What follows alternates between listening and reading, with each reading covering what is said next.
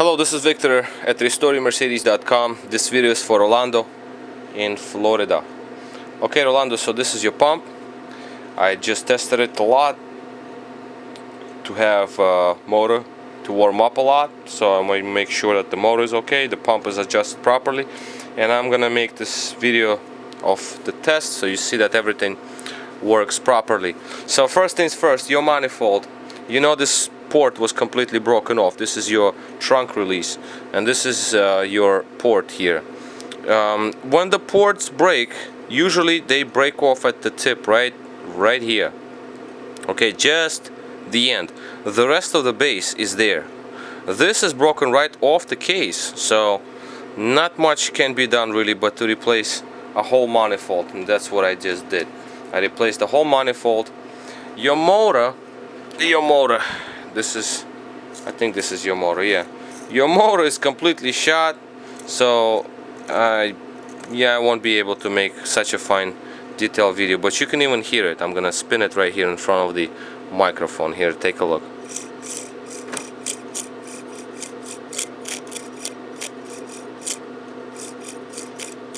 I don't know if you heard that scratching noise, but that's the piece of brush holder scratching against the armature, so that's total garbage.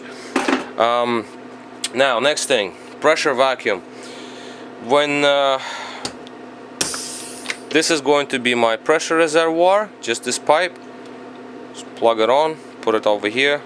That's to kind of duplicate pressure the vacuum reservoir. And this is going to be my pressure tank, pressure storage tank. What I'm gonna do is I'm gonna just crush the bottle, and next thing is we're going to activate the pump. So we put on the ignition, and then these ports will try to create pressure and vacuum. So let's put on the ignition. Ignition is on. We'll wait for a few seconds. It's trying to create pressure, so there we have, give it pressure. Well, I'm too late. So let me give it some vacuum. And it's pressure. Okay, so it alternates, you know, it doesn't matter. I mean, it's still going to create pressure or vacuum one way or the other. It will try to alternate between the two, see whichever circuit it can create, either pressure or vacuum, and then it shuts down that circuit. But if you have slow leak, this is what's going to happen. Let's say you have a small leak on the vacuum.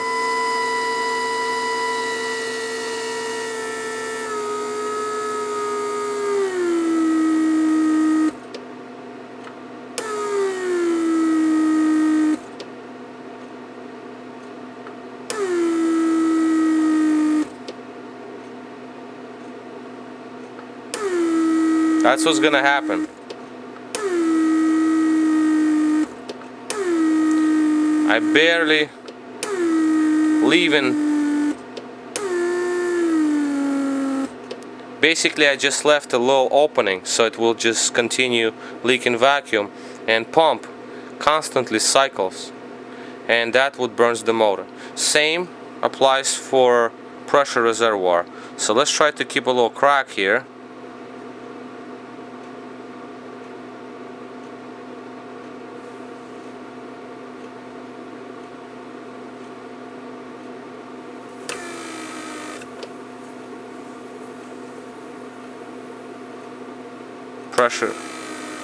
Pressure is escaping. I don't know if you hear hissing. You hear how the pump cycles. This is pressure leak. See, there it goes. So as you saw, when you have a little pressure leak or a little vacuum leak, pump cycles. That's what you do not want.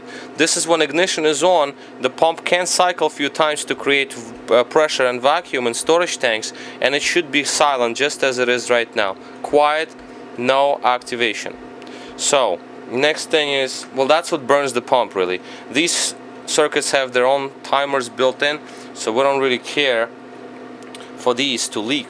They will not burn the pump. But driving the car with the pressure leak, or let's say you want to plug the whole pressure circuit, look how hard it runs. Every single time if you're gonna plug it, right, you plug it up and then it's gonna cycle like this. It will cycle like this for a long time until it eventually shuts down, but that's enough to overheat the motor. So plugging the port is a no-go. You will burn the pump sooner or later. So this whole pressure circuit has to be checked before you want to put this pump and expect it to last, because if the car is leaking somewhere in the pressure circuit, it's going to burn 100%. Now, lock and unlock. So let's do the locking and unlocking. So that's pretty simple. So we have the pressure gauge and vacuum. So let's do the lock. As you can see, the gauge jumps up to pressure to lock it. To unlock it, I'm sorry. This is locking, vacuum the other way. That's locking and unlocking. Pressure to unlock. Okay. So unlocking is happening and locking is happening. So the car is locked right now. Let's do our trunk release. So that's going to be when you press the button on the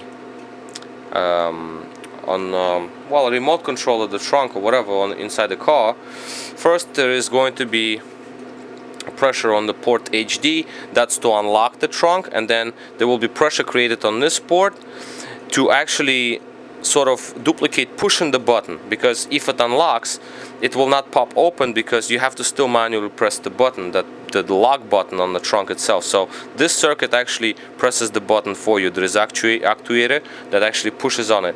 So when I hit to unlock it, first I have pressure on this port. As second I close this port, the other port activates and pops the trunk open. So trunk is going to actually open. If only pressure is created on this port, the trunk will be unlocked, but it will not pop and open up. It only will be unlocked, so you can manually open it. So this port right here pushes the button for you. And last one is this port right here. This is the actual trunk handle. Okay, so this is the handle that goes in and out. So I'm going to, so once I hold, okay, let me redo this. If I'm going to hold negative on the, because don't forget the car is locked right now, so this port will try to relock the trunk. So if you lock the car when the trunk is open, once the switch over here that I'm activating is going to sense that the trunk was open at that moment, once I let go of the switch, there is going to be vacuum here created to actually lock the trunk. So once it's closed, it locks because you already locked it with the remote control. So that's the way the circuits work. Now, so what we're gonna do is we're going to activate the handle. That was pressure, so the handle is out. That was vacuum to pull handle in. So no problems here I have with this pump whatsoever. Everything works fine. The motor is really hot. Actually, as a matter of fact, I'll give you a temperature reading of it so you know that it was not just put in there. It's been actually running. So I can get it to 100, as you can see, 128 at max. See, 127, 130 even. So that's quite hot. As you can see, the motor is so hot, but it still works just fine. So alignment is correct, because if pump overheats, it expands, and if alignment is wrong, it actually gets locked up. So even after all this abuse, I can't even, hold my hand to it for too long because it burns me. But again, I was testing it a lot, so nobody uses the pump that long. Generally, it's not supposed to run for a long time. Maybe a minute, that's about it. So 1 minute or 2 minutes is perfectly fine and enough to create, that's way more than enough to create pressure in your pressure reservoir and to create vacuum. So maybe about 30 seconds in total, that's plenty of time. If it keeps running, then you have a problem. You have a problem in the vehicle and it's going to burn again. So you want to make sure that these two ports, this isn't blocked off. It has to have a hose that goes to pressure reservoir 100%. You can't just block it off, you'll burn it. That could be the way that the original one burned. because it was blocked off. I think you mentioned that it was blocked off. And that's about it. So you have perfectly working ports, everything is in order. So what I'm gonna do now is I'm going to basically disconnect my test pipes. You have this. I hope your mechanic marked which ones go where, because you know they have to go certain sequence, because in reality you leave pipes in here, you just unclip this piece, you leave pipes connected.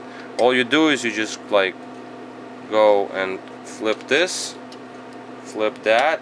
It's gonna be tight, I know, and then you remove the whole manifold so all the pipes stay inside. When you're ready, you just press it on with pipes already inside this plastic housing, so they click in the right positions. But whatever, if he has them all marked up, no big deal, he'll find the ports, because obviously people think, okay, yeah, I'll do it from here, but that's what these things were made for. So pipes are never swapped out because there are no letterings on the pipes. These are self-explanatory. I'm sure he's gonna do the right connection. I'm sure you have to mark these, but SFG probably will be black. Vacuum is probably going to be clear. I'm not sure, and this is going to be yellow. This is probably also going to be yellow, but small diameter. I mean, again, from my memory, I don't remember everything. Alright, so this is basically all. This is Victor at RestoreYourMercedes.com for Rolando in Florida. 1999 Mercedes S500 door lock pump. Thank you for watching.